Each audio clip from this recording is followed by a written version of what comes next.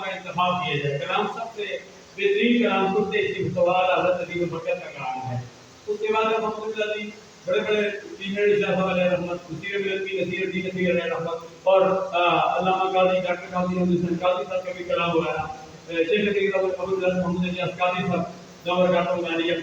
الحمدللہ جیسے علماء کرام شیخ نظام کے کلام وغیرہ پڑھے جا سکتے ہیں. یہ نہیں کلام پڑھ رہے ہیں میری اکھیاں مدینے میں چلائی گئی ہیں، سمجھو نا، جس قسم کے کلام پڑھے جاتے ہیں مدینے میں رہتے ہیں. لیکن یہاں کیا کرتا ہے الحمدللہ جس قسم کے کلاموں کا انتخاب کیا جائے، پنجابی میں ہو یا اردو میں ہو، جس قسم کے کلام کی اس کلام کو دیکھا جائے کہ ہاں یہ کلام پڑھنے کے لائق ہے یا کہ نہیں ہے، اور ایسے کلام کو پڑھا جائے جو کلام جو ہے جس میں کوئی اختراع نہ ہو، اس کی دوسرے میں دل آزاری نہ ہو. جی الحمدللہ ہم سب کو ماننے والے ہیں، تمام صحابہ کرام کو ماننے والے ہیں، تمام اہل بیت کو ماننے والے ہیں.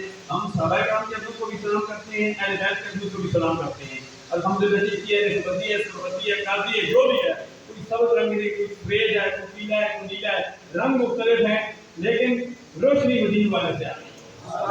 سب مدینے والے کے غلام ہیں، سارے مدینے والے کے غلام ہیں. الحمدللہ اللہ ہم سب کی حاضریاں اپنی بارگاہ عزیز میں مقبول ہو. ایک اور بات جو بھائی صاحب کہہ رہے تھے اس پر عمل کرنے کی ضرورت ہے. ہر مرتبہ کہا جاتا ہے کہ عمل نہیں ہوتا.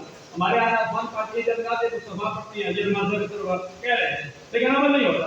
1 منٹ یا 2 منٹ ہم 5 منٹ نعرہ پر لگا دیتے ہیں تو 5 منٹ نعرہ ٹھیک ہے، نعرہ لگانا چاہیے، لیکن اگر نعرے لگانے ہیں تو نعرے مصطفیٰ صلی اللہ علیہ وسلم پڑھیں. یہ نعرے بھی